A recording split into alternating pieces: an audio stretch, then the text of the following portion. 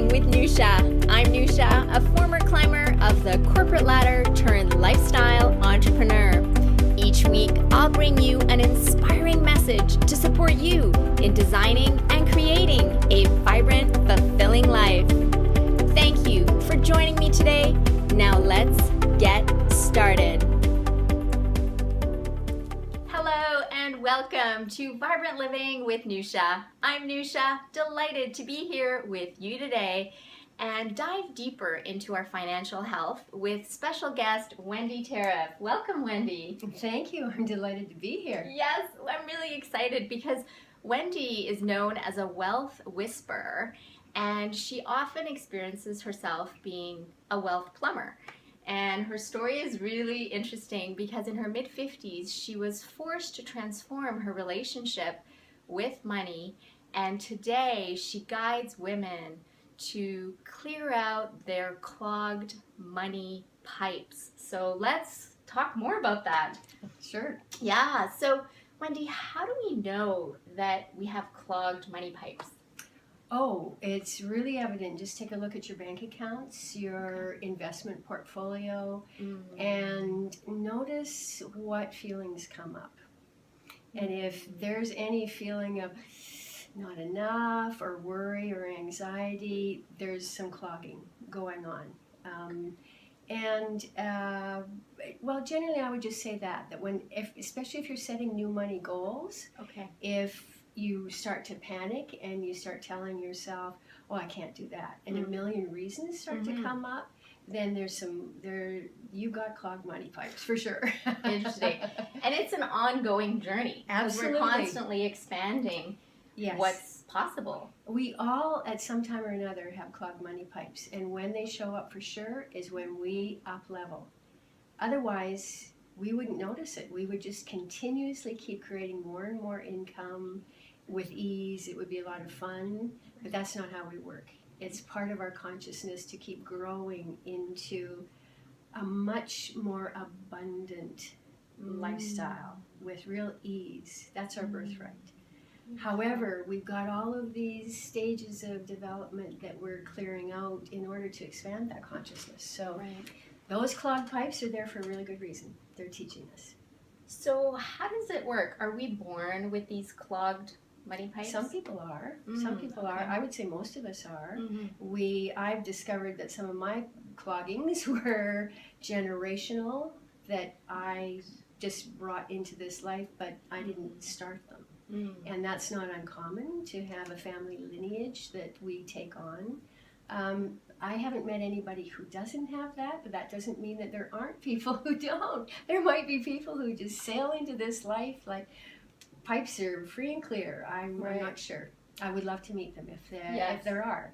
And I guess there's also some people that have these clear pipes, but then they may lose the money. And so part of it is also to create the wealth, but also to sustain it and to keep it. That's part of our clogging, is that it's very easy. You can set up a style of manifesting money, and then you lose it. That is part of the clogging, because it's part of a boom and bust cycle that we create.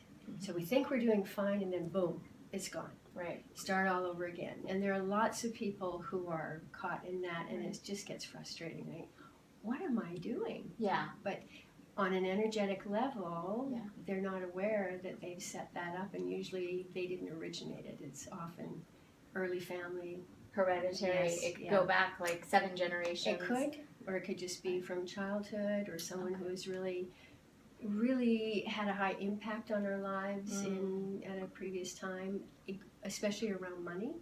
So it's a complex and really fascinating area. I love it. It is. And so would love to hear your story. Like, what exactly happened in your mid-50s that had you transform your relationship with money and shift it from one of worry to wealth?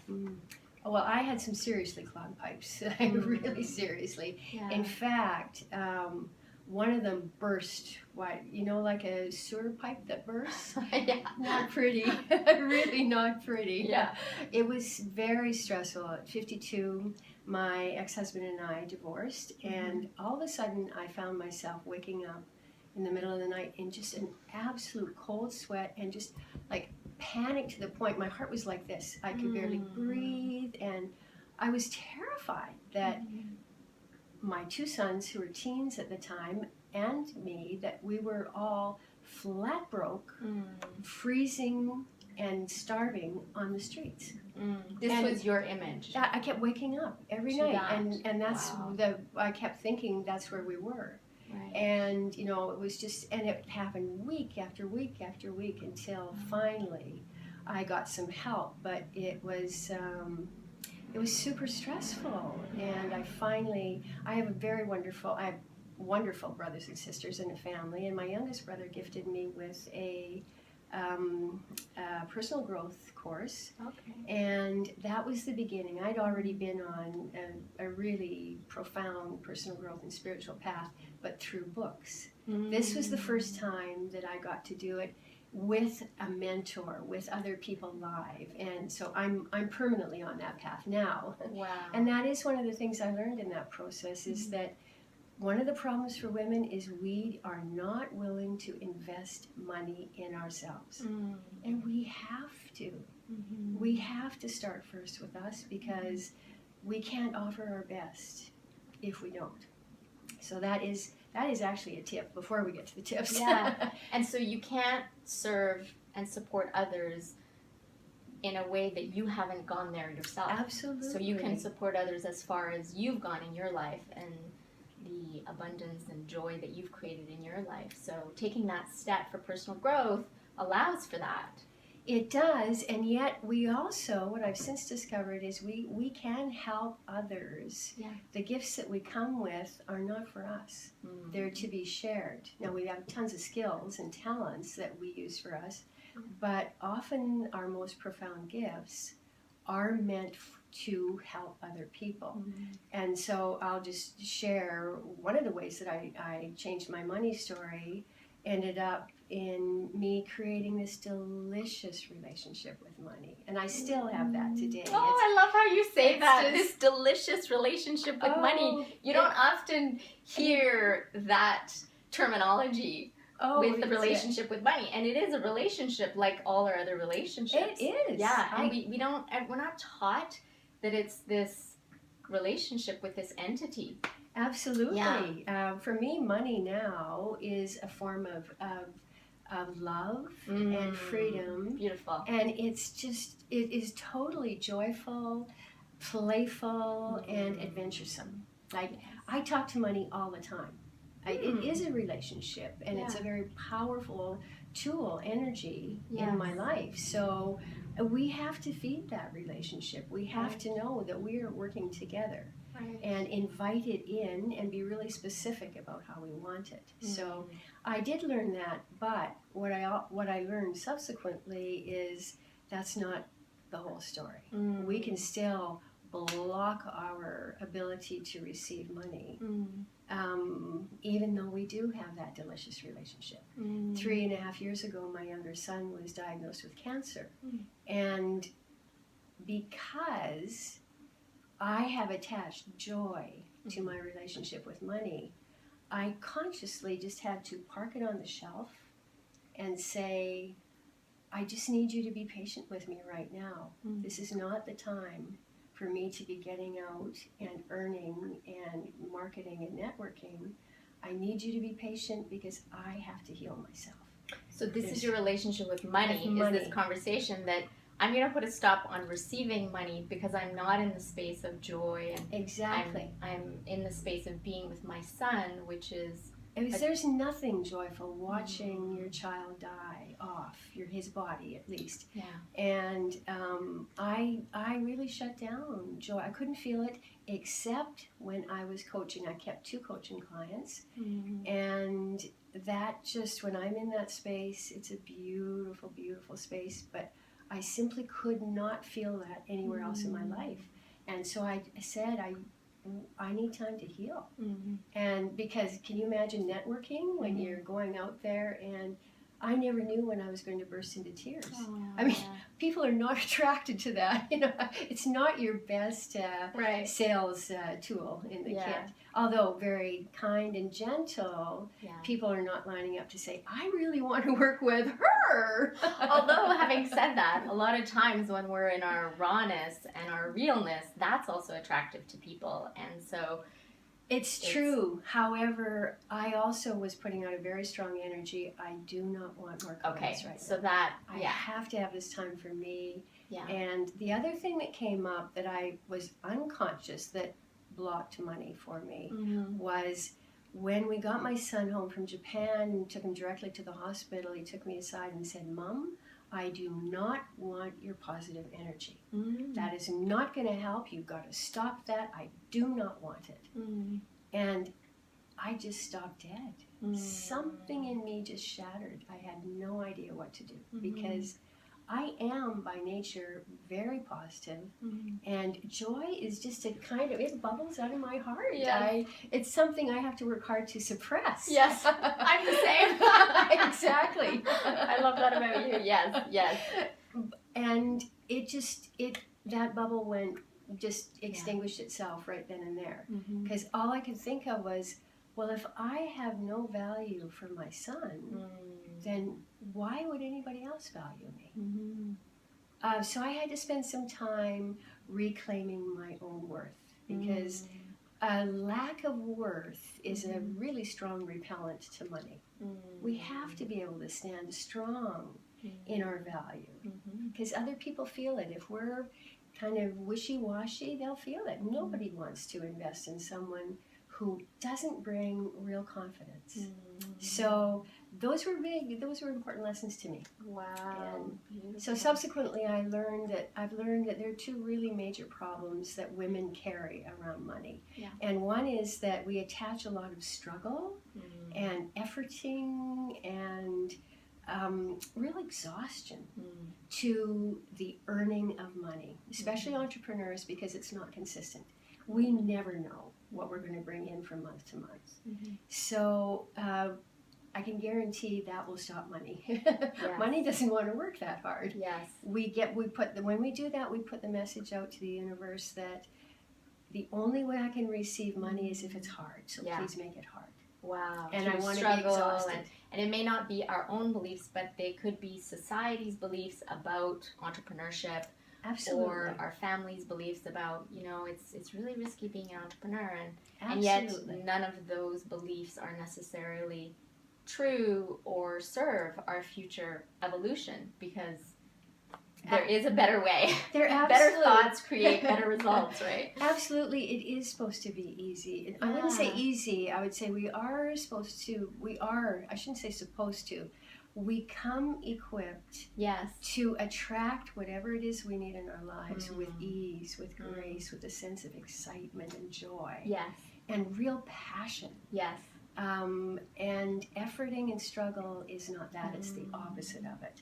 So those are learned energetic states because we work in an old ancient male paradigm that is about struggle and kind of aggression.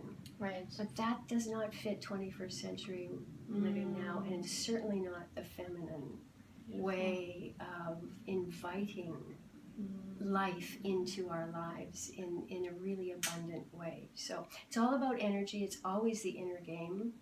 And so that's a real blocker, and it's common to most of us.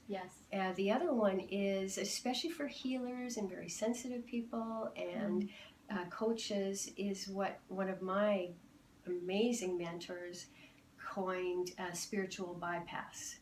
And that's about wanting to live in our highest states of being from a deeply spiritual place. And that's wonderful. So it's like living from the higher chakras, however, where the problem is that just sends money elsewhere right away, or not totally, but it's hard for it to get through, is we ignore our lower chakra feelings of worry, anxiety, frustration, fatigue, or especially if we're carrying debt that we're worried about. There's shame and guilt almost always attached to debt. Wow. And those are heavy, sludgy energies. And we all feel definitely the worry, because we live in a very stressful world right now. Yeah. It's impossible not to take on some kind of stress energy. So a daily practice of really just letting those energies come up, not get sucked into it, but just let them speak. Yes. Let them be there, sit with it for a second, witness it, and help it flow on through. It just wants to flow on. All energy wants to flow on. But we, in our ego mind, we like to create comfort zones that try to block it. Right. Except it gets stuck there, and then the good gets blocked too. Yes. So whatever we resist persists. Exactly. And your view is we need to notice it, acknowledge it, allow it to move through so that a higher vibration can come to life. So I'm really excited because you have 3 tools to share with us. I do. So Wendy actually used these tools herself when she was transforming her relationship, shifting it from worry to wealth. And what's interesting is you continue to use these tools, because we were talking about at the beginning that it's an ongoing process of evolution and of expansion. So I'm really excited because, friends, you can use these tools over and over again, regardless if you're a 6-digit income earner, 7-digit, 8-digit income earner. These tools will serve and support us. So I'm so curious, Wendy. Let us know. What are they? Okay, and I use these every day. Oh, beautiful. By the way, in a certain form. So before we start, I just want to say that all manifestation is an energetic vibration. So that what we're after, these tools are designed to get us to a place where we stand in that vibrational energy as often as we can every day. But we can't do it unless the first tool is clarity. We have to be super clear. I mean super clear and highly intentional with what wealth means to us. And specifically, if we're working with money, what are our money goals?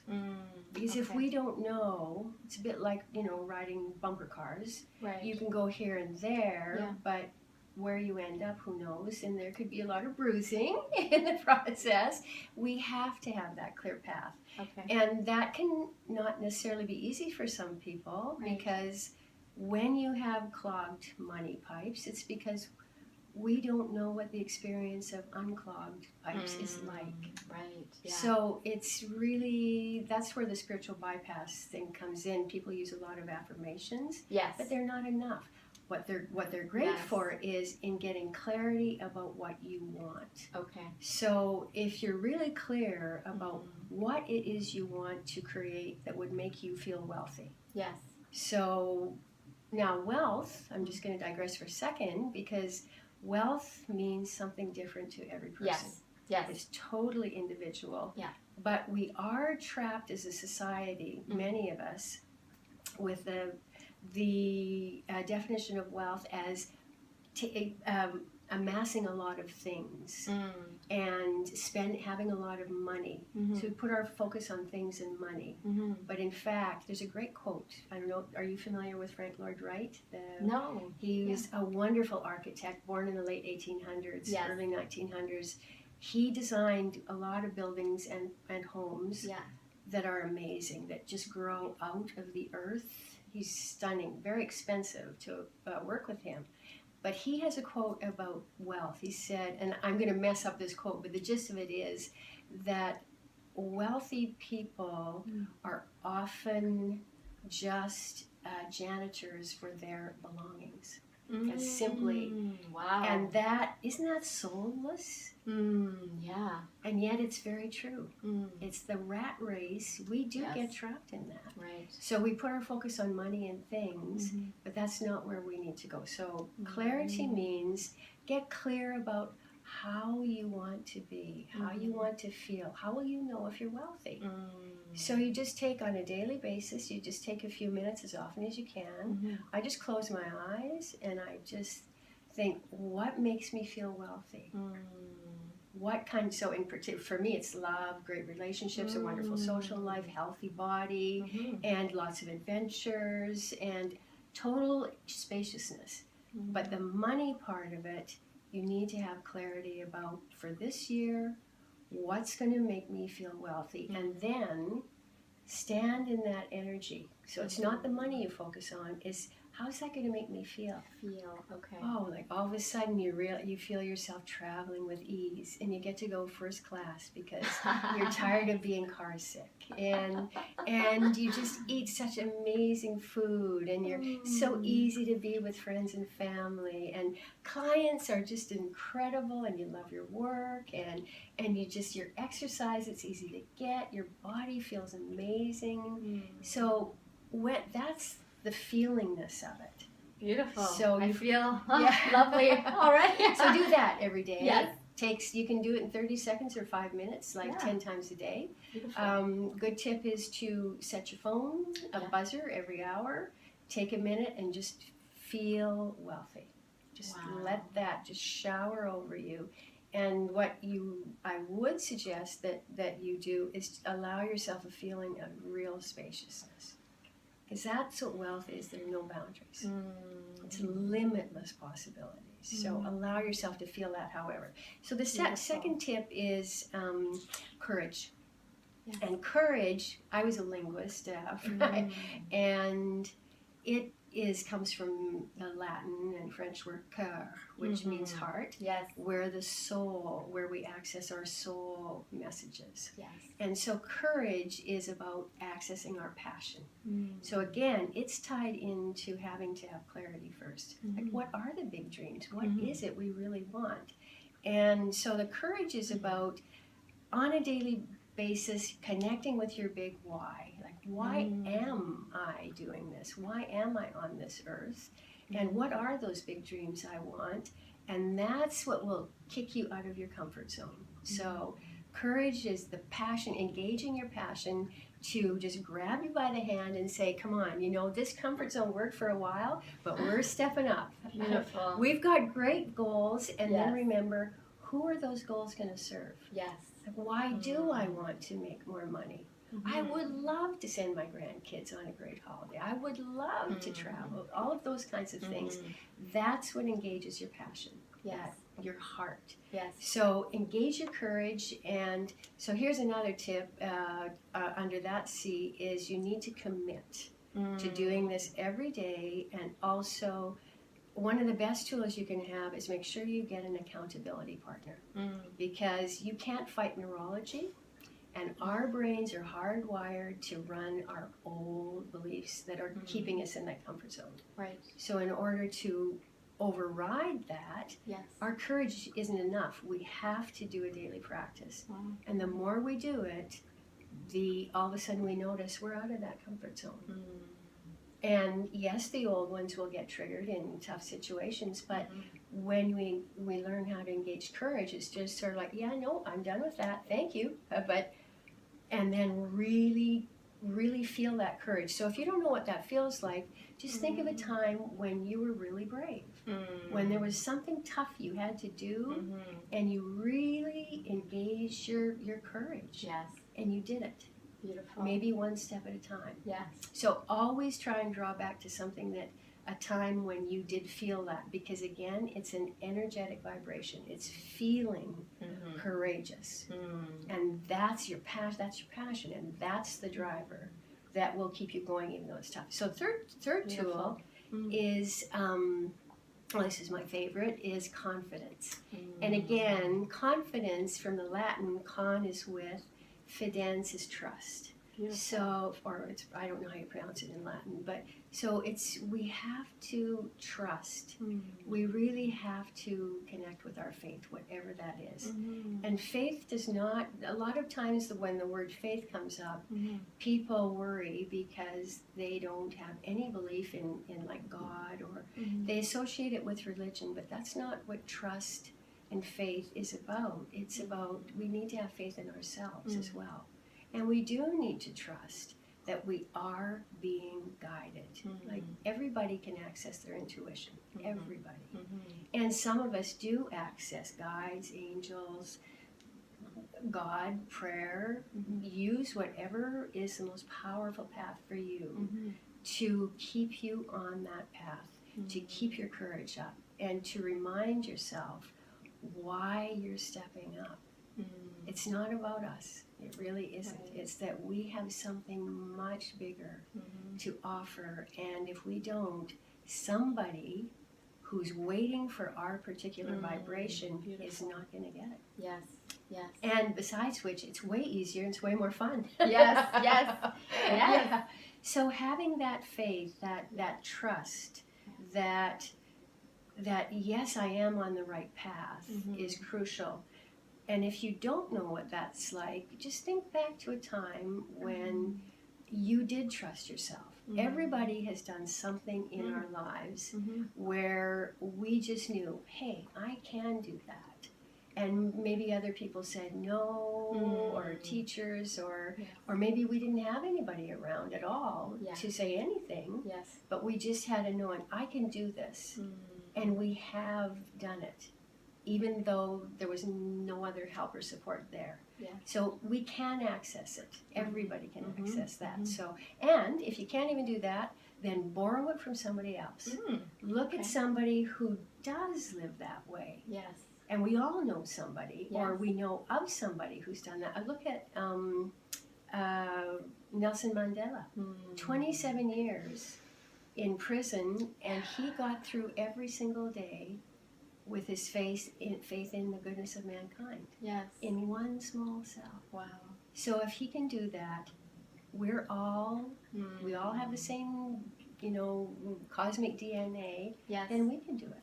Beautiful. So it's just, and it's a matter of practice. Wow. And that's it. Wow. Wow. Thank you so much. These are such powerful tools, and the key is to be present and use them on a daily basis.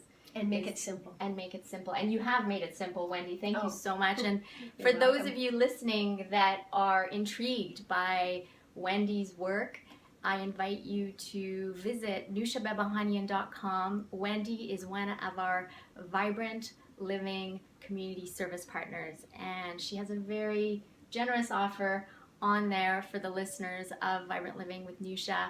And so I invite you to learn more about Wendy. Wendy's also part of our Vibrant Living community, which is a delight. And you don't have to go through this process alone. Wendy is on there to support your journey, and we have some delicious conversations there. And thank you for your contributions.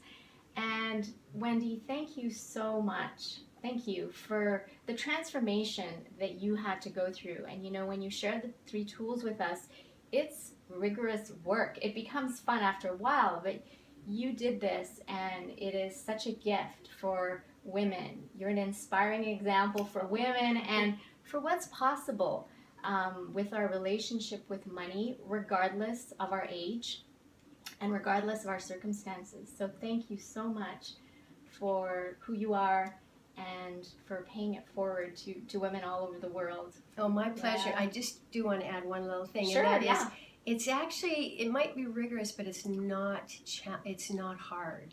So when we bring an element of playfulness to it, it changes everything. Beautiful. I'm so glad you added that. That's what we're geared for. Our brains are geared for newness, freshness, innovation, curiosity. Our brains love play. Yes. So think of children who are blessed with awe and wonder.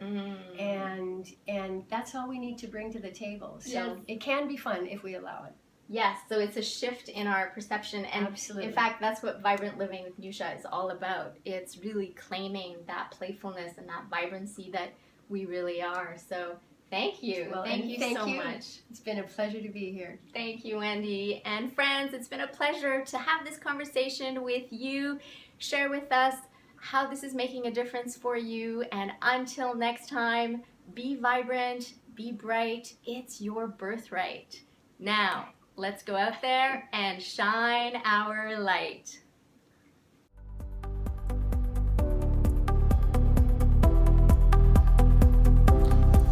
Thank you for investing this time with me on the Vibrant Living with Nousha podcast. I'm so glad that you joined our conversation. If you would take 2 minutes to positively impact someone's life, by sharing this episode, that would be wonderful. Please leave us a review by visiting iTunes. Let us know what you enjoy and what you'd like to see more of. It will support us on our journey to causing a worldwide epidemic of vibrant living. Until next time, be vibrant, be bright. It's your birthright. Now, let's go out there and shine our light.